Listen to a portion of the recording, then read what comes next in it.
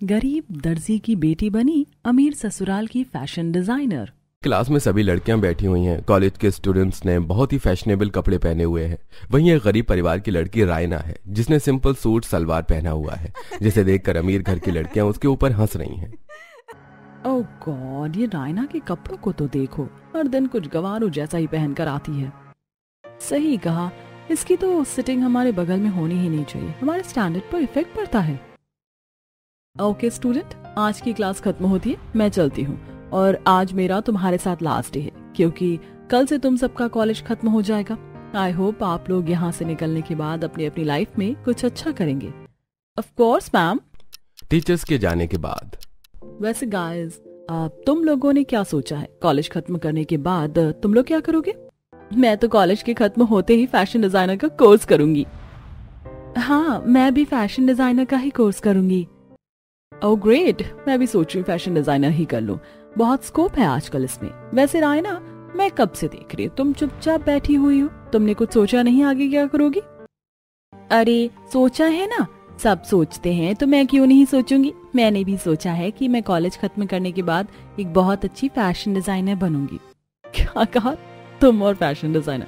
जरा अपना होलिया देखो, तुमने अपने कपड़े देखे? तुम भरे पुराने कतरनों से अपने कपड़े डिजाइन करके पहनोगी क्या? सही कहा, फैशन डिजाइनर बनने के लिए फैशन सेंस भी होना चाहिए जो तुम्हारे अंदर बिल्कुल नहीं है। मुझे तो सोच के हंसी आ रही है। फैशन डिजाइनर और तुम? ऐसा तो कभी नहीं होगा। एक काम करो, तुम फैशन डिजाइनर का सपना छोड़कर अपनी गरीब माँ की तरह मामूली दर्जी बन जाना, वही बहुत है तुम्हारे लिए। सभी की बातें सुनकर रायना को बुरा लगता है, लेकिन वो बिना कुछ कहे कॉलेज खत्म करके अपने घर आ जाती है, जहाँ उसकी माँ सिलाई मशीन पर कपड़े सिल रही होती है। माँ, आप कब तक ऐसे ही नॉर्मल कपड़े सिलती रहोगी? आप कुछ डिजाइनर और अच्छा क्यों नहीं सिलती हो? आज आपके बनाए हुए कपड़े पहनने से कॉलेज के स्टूडेंट मेरे ड्रीम्स पर हंसने लगे। अरे ये तो बहुत गलत बात है। वैसे क्या सपना है तेरा बेटी, मुझे बता। माँ, मुझे कॉलेज खत्म करके फैशन डिजाइनर का कोर्स करना है। मैं फैशन डिजाइनर बनना चाहती हूँ, लेकिन मेरे कॉलेज के स्टूडेंट का कहना है कि मुझ जैसी गरीब दर्जी की बेटी कभी फैशन डिजाइनर नहीं बन सकती। अरे तो सही तो कह रहे हैं वो लोग। तेरा बाप कड़ी धूप में फसल की कटाई करके 2 पैसे लेकर आता है। मैं जैसे तैसे लोगों के कपड़े सिलकर तुझे कॉलेज की पढ़ाई करवा रही हूँ। अब फैशन डिजाइनर करवाने के लिए पैसे कहाँ से लाऊंगी मैं? तभी पीछे से सिर के ऊपर गेहूं की गठरी लाता रायना का पिता ये सब सुनकर। हाँ बेटा, तेरी माँ सही कह रही है, इतने पैसे हम गरीबों के पास कहाँ से आएंगे। एक काम कर, तू कॉलेज खत्म करने के बाद अपनी गरीब दर्जी माँ के साथ ही सिलाई कढ़ाई का काम कर लेना, यही बहुत है। रायना अपने गरीब परिवार के हालात देखकर चुप रह जाती है। ऐसे ही 1 से 2 महीने गुजरते हैं और अब रायना का भी कॉलेज खत्म हो जाता है। तभी एक दिन आंगन में खाट पर बैठकर रायना डिजाइनर कपड़ों के स्केच बना रही होती है कि तभी वहां पर उसकी कुछ फ्रेंड्स आती हैं। अरे रायना, तुम अब तक बैठी हो नॉर्मल कपड़ों में? तुम पार्टी में नहीं आ रही हो क्या ऋतु की? नहीं, मैं नहीं आऊंगी, तुम लोग जाओ, मुझे अपना स्केच बनाना है। हाँ तुम बनाओ अपना ये 2 कौड़ी का स्केच। मुझे तो पहले ही पता था कि तुम उस पार्टी में नहीं आ पाओगी क्योंकि तुम्हारे पास डिजाइनर कपड़े नहीं होंगे ना पहनने के लिए। अरे चलो कशिश, ये डिजाइनर कपड़ों की बस स्केच बना सकती है, कभी पहन नहीं सकती। चलो हम चलते हैं, मैं लेट हो रहा है। दोस्तों के जाने के बाद रायना, देखना भगवान जी, एक दिन मैं इन लोगों की बातों का जवाब दूंगी, एक बहुत अच्छी फैशन डिजाइनर बनकर। ऐसे ही कुछ हफ्ते गुजरते हैं और एक दिन जानकी कुछ कतरन को फेंकने जा रही होती है। माँ रुको, इन कपड़ों को मत फेंको, मैं कुछ डिजाइनर ड्रेस के स्केचेस बना रही हूँ पेपर पर अब मैं सोच रही हूँ कि मैं उन डिजाइन को कपड़ों पर उतारूं। अरे तो बहुत अच्छी बात है, तेरी तरह मैं भी पहले खराब कपड़ों पर ही हाथ की सफाई करती थी। अब रायना पुराने कपड़ों से डिजाइनर कपड़े सिलना शुरू करती है और 2 से 3 दिन में वो एक design body fitting 1 piece dress बनाकर तैयार करती है और उस ड्रेस को पहन के रायना घर से बाहर निकलती है, जिसे देख प्रेरणा। अरे देखो कशिश, रायना का डिजाइनर ड्रेस देखो जरा, लगता है खुद सिला है इसने। हाँ मैंने खुद सिला है, कैसा लग रहा है? बहुत ही वाहियात लग रहा है। तुम्हें क्या लगता है तुम इस तरह से 1 से 2 डिजाइनर कपड़े सिलकर फैशन डिजाइनर बन जाओगी? अरे तुम दर्जी हो और गरीब दर्जी ही रहोगी। रायना दुखी मन से चुपचाप घर के अंदर आ जाती है और उस दिन के बाद से रायना अपनी मेहनत 2 गुना और बढ़ा देती है और हर हफ्ते बाजार से सस्ते कपड़े लाकर डिजाइनर कपड़े बनाना शुरू करती है। ऐसे ही 3 से 4 हफ्ते गुजरते हैं और एक दिन गांव की अनुष्का रायना के सिले डिजाइनर कपड़े पहनकर अपनी दोस्त खुशी से मिलने जाती है। खुशी एक बहुत बड़े फैशन डिजाइनर फैमिली से होती है। अरे अनुष्का, तू आ गई, आजा बैठ। अच्छा वेट वेट वेट, एक सेकेंड, तूने ये क्या पहना है? ये तो काफी एक्सपेंसिव और डिजाइनर लग रहा है। कहाँ से लिया तूने ये ड्रेस? अरे तू इतना मत सोच, ये ड्रेस मैंने जल्दबाजी में अपने गांव की एक छोटे से दर्जी से सिलवाया है। Unbelievable, really? ये दर्जी के हाथ की सिली ड्रेस है? मुझे तो विश्वास ही नहीं हो रहा, मुझे भी ऐसी ड्रेस चाहिए।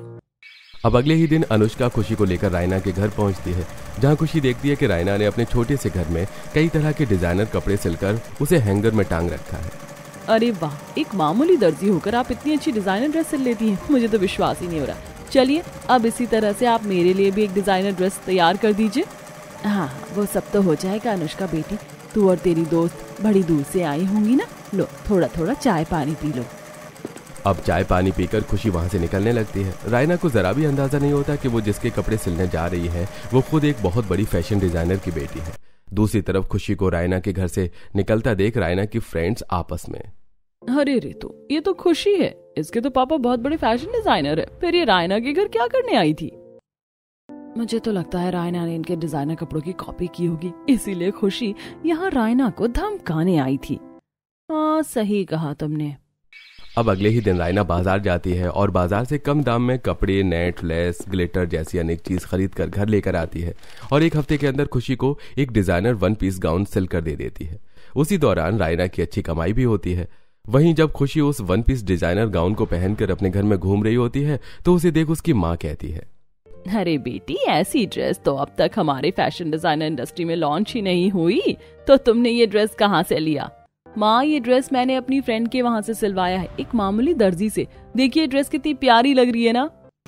अब इसी तरह खुशी 1 से 2 बार रायना के यहाँ से अपने डिजाइनर कपड़े सिलवाती है और पहनती है। तभी एक दिन खुशी अपनी माँ से, माँ मेरी बात का बुरा मत मानेगा, पर सच कहूँ तो वो दर्जी लड़की काफी अच्छी और टैलेंटेड है, उसे बस थोड़े से गाइडेंस की जरूरत है। मैं चाहती हूँ कि वो टैलेंटेड लड़की हमारे भैया की वाइफ बने। अरे कैसी बातें कर रही हो, वो गरीब दर्जी इस घर की बहू बनेगी? सही कहा नंद जी, आप भी ना पता नहीं किसी भी ऐरी गैरी को इस घर की बहू बनाने को कह रही है। अरे कोई स्टैंडर्ड भी तो मैच होना चाहिए।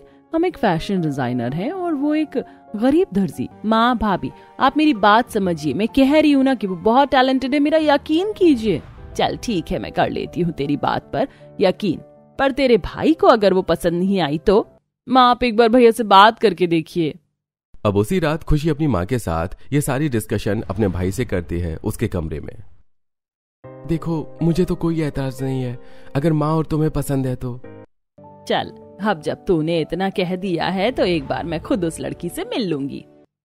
अब खुशी अपनी माँ के साथ रायना के घर पहुँचती है, जहाँ रैना सिलाई मशीन पर कपड़े सिल रही होती है और उसके चारों तरफ हैंगर पर डिजाइनर कपड़े टंगे होते हैं। वहीं उसकी माँ बैठकर कपड़ों में तुरपाई कर रही होती है। अरे आप लोग कुछ सिलवाना था क्या? अरे तुम, क्या हुआ? अपनी माँ के लिए भी कुछ सिलवाना चाहती हो मुझसे? वैसे मेरी बेटी कह तो सही रही है, इस गरीब लड़की ने काफी स्टाइलिश और डिजाइनर कपड़े सिल रखे हैं। हाँ बेटी, पर अब तुम ये डिजाइनर कपड़े यहाँ नहीं अपने ससुराल में डिजाइन करोगी। मेरी बेटी ने तुम्हारी बहुत तारीफ की है, इसीलिए मैं तुम्हें यहाँ अपने घर की बहू बनाने के लिए आई हूँ। और मैं और मेरा परिवार एक बहुत बड़ा फैशन डिजाइनर है। क्या सच में? मुझे तो विश्वास ही नहीं हो रहा, भगवान ने बैठे बिठाए मेरी बेटी का सपना सच कर दिया। अरे माँ जी, अच्छे लोगों के साथ हमेशा अच्छा ही होता है, और फिर हमारी होने वाली भाभी हैं भी तो इतनी अच्छी, इन्हें तो मैंने पहली नजर में ही पसंद कर लिया था। हाँ बहन जी, मुझे भी आपकी बेटी बहुत पसंद आई। शुक्रिया बहन जी, मेरे लिए तो आप भगवान का फरिश्ता हैं जिसने मेरी बेटी का सपना पूरा कर दिया। मुझे तो विश्वास नहीं हो रहा कि मुझ जैसी गरीब दर्जी की बेटी एक फैशन डिजाइनर परिवार की बहू बनने जा रही है। अरे बस बस बस, अब आप अच्छा सा मुहूर्त निकलवाइए। अब 3 से 4 हफ्ते में पूरी विधि विधान के साथ रायना की शादी एक फैशन डिजाइनर परिवार में हो रही होती है। देख रही हो सरला, इस गरीब दर्जी की बेटी की शादी कितने बड़े फैशन डिजाइनर परिवार में हो रही है। सही कहा, मैं तो इतने पैसे देकर अपनी बेटी को महंगा फैशन डिजाइनर का कोर्स करवा रही हूँ, और ये तो बिना ही कुछ किए फैशन डिजाइनर परिवार की बहू ही बन गई। अब पूरे विधि विधान से शादी करके रायना अपने ससुराल आती है। रायना अपने साथ अपनी सिलाई मशीन लेकर आती है। Oh my God, disgusting! ये गरीब दर्जी अपने फैशन डिजाइनर ससुराल में दर्जियों वाला काम करेगी। अगले दिन सुबह रायना के कमरे से उसकी सास आती है। एक डिजाइनर ड्रेस लेकर। वहीं रायना डिजाइनर शरारा गरारा पहनकर ड्रेसिंग टेबल के आगे तैयार हो रही होती है। अरे बहू, तुमने डिजाइनर कपड़े पहन भी लिए। मैं तो तुम्हारी पहली रसोई के लिए ड्रेस लेकर आई थी।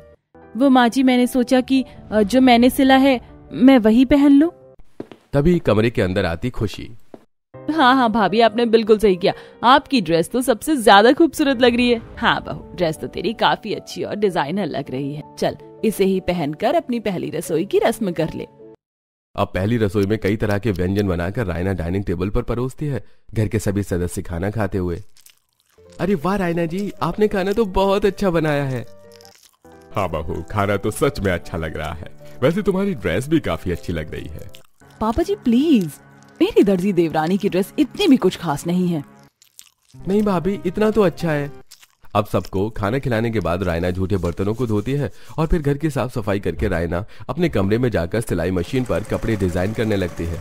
वहीं दूसरी तरफ शिवानी कमरे में डिजाइनर कपड़ों को स्केच करती हुई फोन पर बात कर रही होती है और सिलाई मशीन की तेज आवाज सुनकर शिवानी, ओह माय गॉड, ये मेरी गरीब दर्जी देवरानी कितना नॉइज फैला रही है। इस नॉइज की वजह से मैं अपना काम भी नहीं कर पा रही हूँ।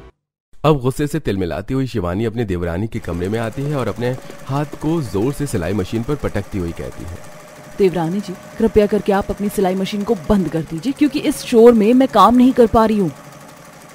माफ करिएगा जेठानी जी, मुझे पता नहीं था। मैं इसे अभी बंद कर देती हूँ। इसी तरह कुछ हफ्ते गुजरते हैं और एक दिन शिवानी को किटी पार्टी में जाना होता है। शिवानी किटी पार्टी में जाने के लिए अपने डिजाइनर ड्रेस के आने का वेट कर रही होती है। तभी फोन पर बात करती हुई उर्मिला, बाहू, तुमने जिन अथॉरिटीज को डिजाइनर कपड़े लाने को कहा था वो नहीं आ पाएगा। उसकी फैमिली में कोई इंसिडेंट हो गया है। हे भगवान, अब मैं क्या करूं? मेरे पास तो कुछ भी पहनने के लिए नहीं है। मैं अपनी सारी ड्रेसेस किटी पार्टी में पहनकर जा चुकी हूँ। जेठानी जी, अगर आप बुरा ना माने तो आप मेरी डिजाइन की हुई ड्रेस पहन सकती हैं। वो काफी स्टाइलिश है। अच्छा, तुम्हें लगता है कि मैं तुम जैसी गरीब दर्जी के हाथ का सिला हुआ ड्रेस पहनूंगी? सोच भी कैसे लिया तुमने? मुझे वहाँ अपनी बेइज्जती नहीं करवानी है। अरे भाभी, एक बार आप ड्रेस देख तो लो। रुकिए जेठानी जी, मैं लेकर आती हूँ, क्या पता आपको अच्छी लगे। अब रायना डिजाइनर साड़ी लेकर आती है और अपनी जेठानी को दिखाती है। अरे वाह, साड़ी तो सच में डिजाइनर और काफी अच्छी लग रही है। बहू, इतनी तो अच्छी साड़ी है, पहन ले। ये कुछ यूनिक और अलग भी है। ठीक है माँ जी, अगर आप इतना कह रही हैं तो मैं पहन लेती हूँ। अब अपनी देवरानी का सिला हुआ ड्रेस पहनकर शिवानी किटी पार्टी में जाती है, जहाँ सभी लोग उसकी साड़ी को देखकर, अरे वाह शिवानी, हर बार किटी पार्टी में तू एक अलग ही लुक कैरी करती है। मानना पड़ेगा, वैसे तेरी साड़ी तो बहुत मस्त लग रही है। हाँ सच में, मुझे भी बहुत अच्छी लग रही है। मेरे लिए भी ऐसी एक साड़ी डिजाइन करवा लेना अपने फैशन डिजाइनर डिपार्टमेंट से। क्या सच में अपनी दर्जी देवरानी के सिले हुए कपड़ों में मैं इतनी अच्छी लग रही हूँ? हाँ, क्यों नहीं। अब पार्टी खत्म करके शिवानी घर आती है। वैसे देवरानी जी, आपकी ये साड़ी सचमुच बहुत अच्छी थी। मेरे फ्रेंड्स को काफी पसंद आई। देखा भाभी, मैंने कहा था ना। तू तो पहले ही नाक चढ़ा लेती है। तेरी देवरानी बेशक से दर्जी है, पर काम वह फैशन डिजाइनर वाला ही करती है। शुक्रिया जेठानी जी, मुझे अच्छा लगा कि आपको मेरी ड्रेस पसंद आई। अब ऐसे ही 3 से 4 दिन रायना की शादी के गुजरते हैं और उसके पग फेरे की रस्म का दिन आता है, जहाँ पूरा परिवार डिजाइनर कपड़ों में होता है। वहीं उर्मिला एक डिजाइनर गाउन अपनी बहू के हाथ में देते हुए कहती है, ये लो बहू, आज तुम्हारे पग फेरे की रस्म है और मैं चाहती हूँ कि तुम अपने पग फेरे पर अपने फैशन डिजाइनर ससुराल के दिए हुए कपड़े पहनो। हाँ रायना जी, आपके ऊपर ये कपड़े बहुत अच्छे लगेंगे। अब रायना एक स्टाइलिश गाउन पहनकर अपने परिवार वालों के सामने आती है। अरे बहू, तुम तो बहुत ही जच रही हो इन कपड़ों में। भाभी, आपको किसी की नजर ना लगे। Thank you. अब ससुराल वालों के साथ कार में बैठकर रायना अपने पीहर आती है। वहीं गरीब जानकी ने अपने घर को फूलों से सजा रखा होता है। एक एक करके घर के सभी सदस्य कार से बाहर निकलते हैं और फिर रायना एक डिजाइनर कपड़ों में जब कार से बाहर निकलती है तो उसके फ्रेंड्स उसे देखकर, देखो प्रेरणा, हमारी वो गरीब फ्रेंड कितनी डिजाइनर कपड़ों में है अपने ससुराल वालों के साथ। हाँ यार, कहाँ एक टाइम पर हम इसकी इंसल्ट करते थे और आज ये एक फैशन डिजाइनर परिवार की बहू बन चुकी है। अब तो हम इसकी जूती के बराबर भी नहीं है। अब रायना अपने घर में आती है, जहाँ उसकी माँ जानकी उसकी आरती उतारती है और अपने बेटी दामाद के माथे पर तिलक लगाकर उन्हें घर में बिठाती है और फिर पग फेरे की रस्म करवाती है। ओह माय गॉड, इस चीप गांव से आई थी मेरी देवरानी जी उठकर हमारे फैशन डिजाइनर परिवार में।